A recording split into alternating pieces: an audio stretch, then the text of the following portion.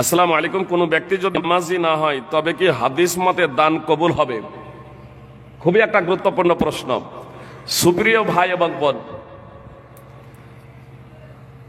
আল্লাহ রাসূল সাল্লাল্লাহু আলাইহি সাল্লাম বলছেন, সহিহ মুসলিমের হাদিস 1015 নম্বর হাদিস, ইন্নাল্লাহ তাইয়্যিব, নিশ্চয়ই আল্লাহ তাআলা পবিত্র। লা ইয়াকবালু ইল্লা তাইয়্যিবা, আল্লাহ তাআলা পবিত্র বস্তু ছাড়া কোনো কিছু কবুল করেন না। কাফেররাও যদি দান করে, মুশরিকরাও যদি দান করে, তাহলে আল্লাহ তা কবুল করবেন এই লক্ষ্য উদ্দেশ্যে যে পার্থিব জগতেই তাকে প্রতিদান দিয়ে দেবেন, আখিরাতে কোনো কিছু অবশিষ্ট থাকবে না। বুঝতে পেরেছেন? কাফের মুশরিকরা যদি দান করে, ইমানদার না হয়, তাহলে সেটা কবুল করবেন মানে পার্থিব জগতেই তার বিনিময় দিয়ে দিবেন। আল্লাহর পথে যেটা দান করবেন পার্থিব জগতেই বিনিময় দিবেন, আখিরাতে কোনো কিছু অবশিষ্ট থাকবে না। আর যারা ইমানদার, এই ইমানদার ব্যক্তিরা যা কিছু দান করবে আখিরাতের জন্য তো অবশিষ্ট রাখবেনই, পার্থিব জগতে আল্লাহ তাআলা প্রতিদান এবং বিনিময় দিয়ে দেবেন, এক্সট্রা আখিরাতে স্টক রাখবেন, জমা রাখবেন আল্লাহ। বুঝতে পেরেছেন? তাহলে ইমানদার ব্যক্তির জন্য আখিরাতে জমা থাকবে।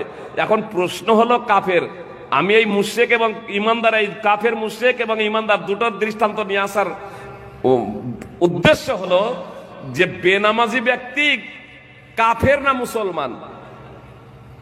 উত্তরটা একটু পেয়ে গেছেন যে ইমানদার হলে আখিরাতেও জমা থাকবে আর পার্থিব জগতেও বিনিময় পাবে।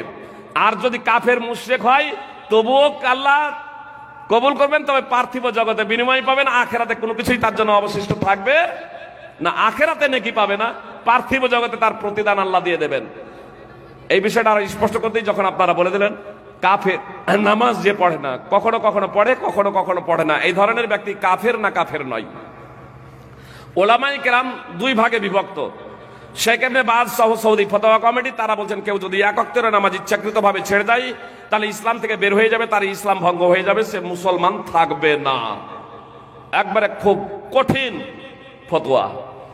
এজন্য বিষয়টা অত্যন্ত শোচনীয়। সুপ্রিয় ভাই এবং বোন, জান্নাতে যেতে হলে ঈমান একান্ত কর্তব্য। ঈমান ছাড়া জান্নাতে যাওয়া যাবে না। যতই ভালো কাজ করুক না কেন, যতই ভালো কাজ করুক না কেন, ঈমান ছাড়া জান্নাতে যাওয়া সম্ভব নয়, কোনোদিনই জান্নাতে যাবে না।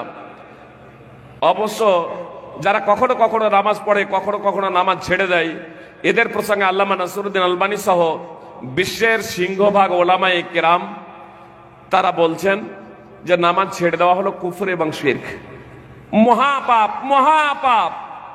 তবে ঈমান বিনষ্ট হয়ে যাবে না যতক্ষণ পর্যন্ত না ইসলামের কোনো বিষয়কে অস্বীকার করছে। কখনো নামাজ পড়ছে, কখনো ছাড়ছে, এই ধরনের ব্যক্তিরা মহাপাপী, মহাপাপী। ইসলামের কোনো বিষয়কে অস্বীকার না করলে ইসলাম থেকে বের হয়ে যাবে না, কাফের হয়ে যাবে না। এই দৃষ্টিকোণ থেকে এই ধরনের যারা বেনামাজি কখনো পড়ছে, কখনো ছাড়ছে, যারা আমাদের সমাজে বর্তমানে বেনামাজ আছে, এরা দান করলে এই ফতোয়া অনুযায়ী তারা আখিরাতেও নেকি পাবে ইনশাআল্লাহ।